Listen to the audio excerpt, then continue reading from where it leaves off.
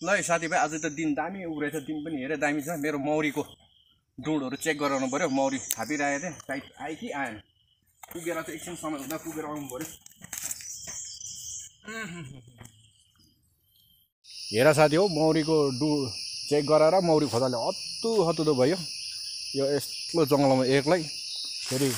चिउता थपथप्ची छ हिजो अस्ति यहीँनिर मैले चिउताले मिरा पक्रिँदै गरेको देखेको मनमा डर पनि छ तर जोस मजा आउँदैछ इम्युनिटी बढ्दैछ एक्सर्साइज हुँदैछ जङ्गलको यात्राले यति चाहिँ म खुसी छु फर्स्ट डुँडलाई चेक गरौँ है आएका होइन यत्रो दिनको बादमा आएको छु फेरि यहाँ एक मिक्स त फिनिस हुन्छ हेरौँ है ल हजुर पहिलो डुँडमा आउनु भएको छैन छ त्यस्तै छ मौरीको खेला अर्को डुँड चाहिँ मैले यो बाँदर खेल्ने भिड भन्छ यो चाहिँ यस्तै डरलाग्दो छ अब यहाँबाट झऱ्यो यता खुट्टा मिस्टेक भयो चाहिँ गयो हेरौँ त यसमा ए ल यसमा पनि आएको छैन ठिकै छ सेफ छ यो सिजन त्यसै गयो नेपाल घुमाइले चाहिँ योपालिको भ्रमणले चाहिँ मेरो नेपाल भ्रमणले चाहिँ पुरा नोक्सान भयो म मौरी पक्रिन सकिनँ योपालि यो सिजन त्यसै गयो अब यो फेरि यो बाँदर बस्ने भिडको यो मुनिलो खेपमा बस्नुपर्छ अब त्यहाँ पनि एकपल्ट चेक गरौँ है त अब नेक्स्ट चाहिँ यो बाँदर बस्नेको यो मुनिपट्टिको अब हेरौँ एकपल्ट यो भिरमा चढेर एकपल्ट त हेरिन्छ है आयो आएन आए पनि ठिकै छ आएन पनि ठिकै छ होइन एकपल्ट चाहिँ भिरमा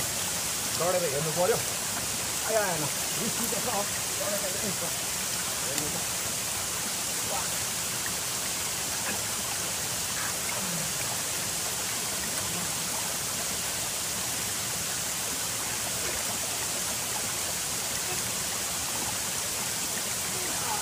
गएर ट्राई गर्छु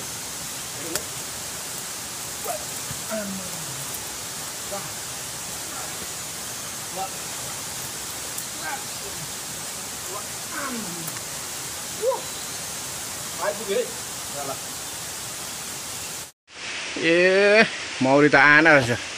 यो सिजन पनि गयो त्यसै ठिकै छ अब सन्तुष्टै गर्नुपर्छ घर जस्तो छ यो ओडल अब बाँदर बस्ने भिड त अब खुट्टा मिस्टेक भयो भने साह्रो त चढ्नु झर्नु अब यो सालभरि यतिको होस् ठिकै छ अर्को सिजन त आउला योपालि सन्तुष्टै गर्नुपर्छ ल है साथीभाइ